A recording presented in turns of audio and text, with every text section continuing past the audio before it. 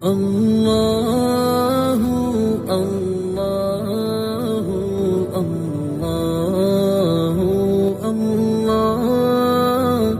اللہ اللہ اللہ۔ سورہ 3 مکی صورت ہے اور اس کی 8 آیات ہیں۔ اعوذ باللہ من الشیطان الرجیم، بسم اللہ الرحمن الرحیم۔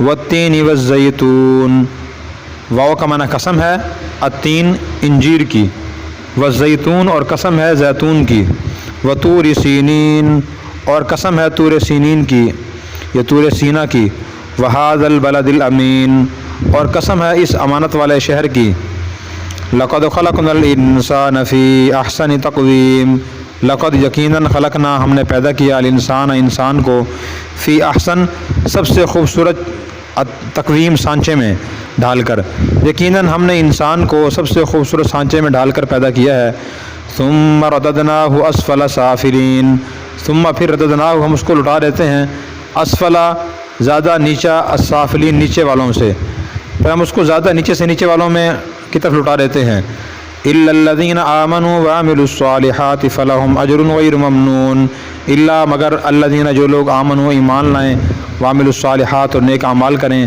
فلہم ان کے لیے اجر ہوگا غیر ممنون نہ ختم ہونے والا، مگر جو لوگ ایمان لائیں گے اور نیک اعمال کریں گے ان کے لیے نہ ختم ہونے والا اجر ہوگا۔ فما یکذبک بعد بالدین، فما کون سی چیز یکذبک آپ کو جھٹلانے پر ابھار رہی ہے، بعد اس کے بعد بھی بالدین قیامت کے دن کو، اس کے بعد کون سی چیز آپ کو بدلے کے دن کو جھٹلانے پر ابھار رہی ہے، الیس اللہ باحکم الحاکمین، آکم نہ کیا، لیسا نہیں ہے اللہ باحکم بڑا حاکم الحاکمین حاکموں سے، کیا اللہ بڑے حاکموں سے بڑے حاکم نہیں ہیں، حاکموں سے بڑے حاکم نہیں ہیں، بلا وانا علی ذالک من الشاہدین۔ سورہ 3 بہت اہم صورت ہے، اس میں اللہ تعالیٰ نے 4 قسمیں اٹھائی ہیں، انجیری قسم، زیتونی قسم، طور سینائی قسم، اس امن والے شہری قسم۔ یہ چاروں چیزیں بڑی اہم ہیں۔ 3 انجیروں کہتے ہیں، انجیر اللہ کی طرف سے عطا کیا ایک بہترین میوہ ہے، یہ بطور خوراک اور بطور غذا بطور دوا دونوں طرح استعمال ہوتا ہے، اور جو بلغمی بیماریاں ہیں تو ان میں یہ خشکی کی بیماریاں ہیں، ان میں جو ہے نا یہ بہت زیادہ استعمال ہوتا ہے اور فائدہ مند ہے، قبض کے لیے استعمال ہوتا ہے، اسی طرح جسم میں خشکی ہو اس کے لیے استعمال ہوتا ہے، روزانہ 2-3 انجیر کے دانے پانی میں ڈال کر یہ دودھ میں آدمی رکھ دے رات کو، اور صبح اٹھ کے انجیر کھا لے اور پانی دودھ پی لے تو اس سے بہت فائدہ ہوتا ہے۔ اللہ نے اس کو پیدا کیا لقمے کے برابر بنا کے، لقمے کی طرح ہوتا ہے وہ۔ اور زیتون کی بڑی اللہ نے قسم اٹھائی، زیتون کا پھل بھی، زیتون کا تیل بھی بڑا مفید ہے، حدیث میں آتا ہے کہ تم زیتون کا پھل اپنے بدن کی مالش کے لیے استعمال کرو اور پینے میں بھی استعمال کرو۔ جو زیتون کا تیل ہے یہ ہمارے ہاں جو سالن بنتا ہے اس کے لیے سب سے بہترین جو دنیا میں تیل ہے وہ زیتون کا تیل ہے، سب سے بہترین، لیکن چونکہ مہنگا ہوتا ہے اس لیے وہ اس کے ہر آدمی استعمال نہیں کر سکتا۔ اس میں یہ جو آتا ہے نا ایکسٹرا ورجن، وہ ہوتا ہے پینے کے لیے، ایک ہوتا ہے لگانے کے لیے، تو جو پینے والا ہوتا ہے بہت عمدہ ہوتا ہے۔ کسی کو نزلہ ہو اور وہ سردی کے موسم میں رات کو 1 کپ دودھ میں، 1 گرم دودھ میں 1 چمچ ملا کے کچھ عرصہ پیے تو خشکی ختم ہو جاتی ہے اور نزلہ ختم ہو جاتا ہے، بہت سے لوگوں کو نزلے کی بیماری ہوتی ہے، تو یہ بڑا مفید ہے اس کے لیے، پینے کے لیے بھی، لگانے کے لیے بھی، پٹوں کو مضبوط کرتا ہے، جوڑوں کے درد ختم ہوتے ہیں اس سے۔ 30 چیز فرمائی کہ طور سینائی قسم، طور سینا، طور کہتے ہیں پہاڑ کو، سینا اس علاقے کا نام ہے، اس علاقے میں یہ پہاڑ ہے، حضرت موسیٰ علیہ السلام یہاں تشریف لے جاتے تھے، جا کے اللہ تعالیٰ سے ہم کلام ہوتے تھے۔ اور بلد امین، امن والے شہر سے مراد مکہ المکرمہ ہے، زمانہ جاہلیت میں بھی لوگ اس شہر کے باشندوں پہ حملہ نہیں کرتے تھے، ڈاکہ نہیں ڈالتے تھے کہ یہ امن والا شہر ہے، یہاں اللہ کا گھر ہے۔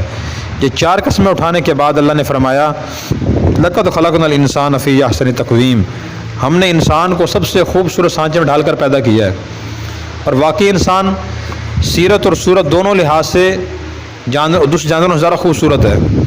صورت کے لحاظ سے تو ایسے کہ انسان کے جسم کے اندر آنکھیں ہیں، ہاتھ ہیں، پاؤں ہیں، اور یہ جو ہمارے سامنے کائنات پھیلی ہوئی ہے اس کو عالم اکبر کہا جاتا ہے، اور انسان عالم اصغر ہے، چھوٹا جہان ہے۔ اس بڑے جہان کے نمونے اللہ تعالیٰ نے سارے انسان کے اندر جمع کر دیے ہیں۔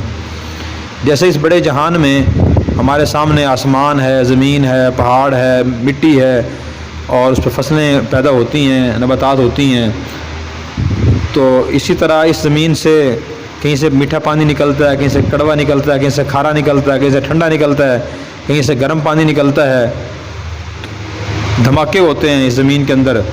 یہ سارے نمونے اللہ تعالیٰ نے اس چھوٹی سی دنیا میں رکھ دیے ہیں۔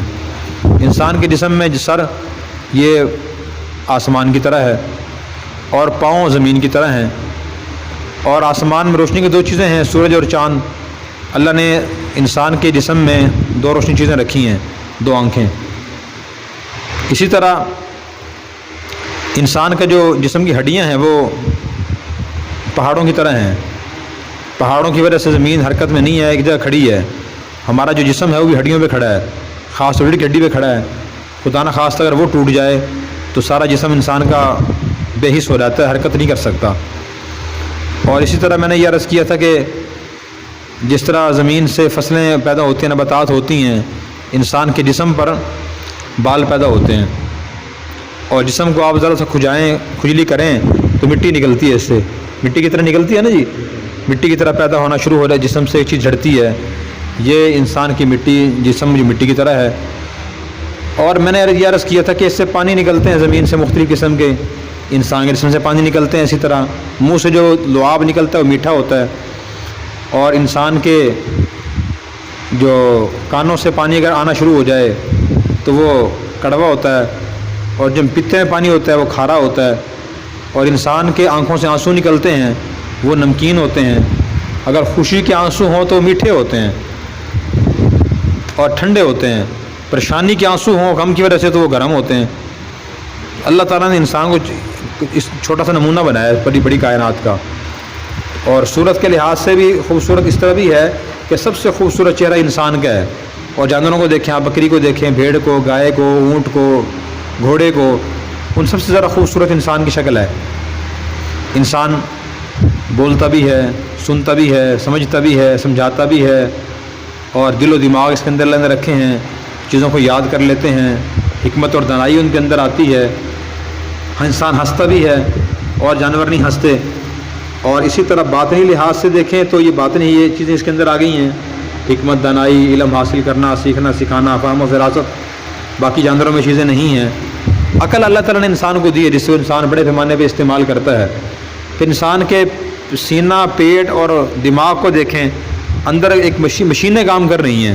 ہمارا دماغ چل رہا ہے، اس کے اندر سر کے اندر آنکھیں لگی ہوئی ہیں، کان لگے ہوئے ہیں، کان سن رہے ہیں، آنکھیں تصویر کھینچ کے دماغ کو دے رہی ہیں، دماغ پیچھے محفوظ کر رہا ہے۔ اسی طرح پیٹ کو دیکھیں، اندر معدہ ہے، جگر ہے، گردے ہیں، تلی ہے۔ سینے کو دیکھیں، پھیپھڑے ہیں، دل ہے، یہ اپنا کام کر رہے ہیں، مشینیں چل رہی ہیں اندر۔ تو باطنی اور جسمانی ہر لحاظ سے انسان سب سے زیادہ خوبصورت ہے، اس سے خوبصورت کوئی اور جاندار نہیں ہے۔ مجھے ایک واقعہ بھی یاد آ گیا۔ واقعہ وہ یہ ہے کہ عیسیٰ بن موسیٰ ہاشمی خلیفہ ابو جعفر منصور کے دربار میں خاص مقام رکھتے تھے، ان کے ساتھیوں میں سے تھے۔ ایک مرتبہ وہ 14ویں رات کو اپنی بیوی کے ساتھ بیٹھے ہوئے تھے اور چاند نکلا ہوا تھا، تو انہوں نے بیوی سے ہنسی مذاق میں کہا، اگر آپ اس چاند سے زیادہ خوبصورت نہیں ہو تو آپ کو 3 طلاقیں۔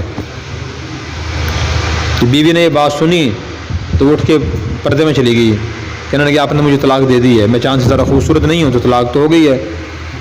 تو عیسیٰ بن موسیٰ ہاشمی نے کہا میں نے تو مذاق کیا تھا۔ انہوں نے کہا جی طلاق تو مذاق میں بھی ہو جاتی ہے۔ تو وہ عیسیٰ بن موسیٰ بڑے پریشان ہوئے اور رات بڑی پریشانی سے گزاری۔ صبح خلیفہ کے دربار میں گئے، جا کے پریشانی بیان کی اور کاری اس سے کوئی حل نکالیں۔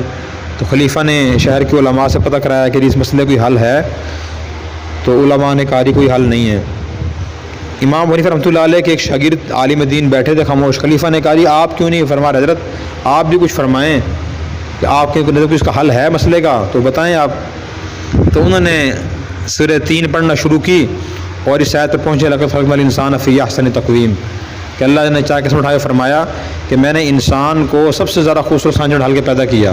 اس سے معلوم ہوا کہ جو سورج اور چاند کا سانچہ ہے وہ بھی کم خوبصورت ہے، انسان کا سانچہ زیادہ خوبصورت ہے، انسان سب سے زیادہ خوبصورت ہے اور چاند سے زیادہ خوبصورت ہے، قرآن کی آیت بتا رہی ہے۔ جب یہ بات علماء نے سنی، انہوں نے فرمایا کہ آپ نے درست فرمایا اور واقعی طلاق واقع نہیں ہوئی۔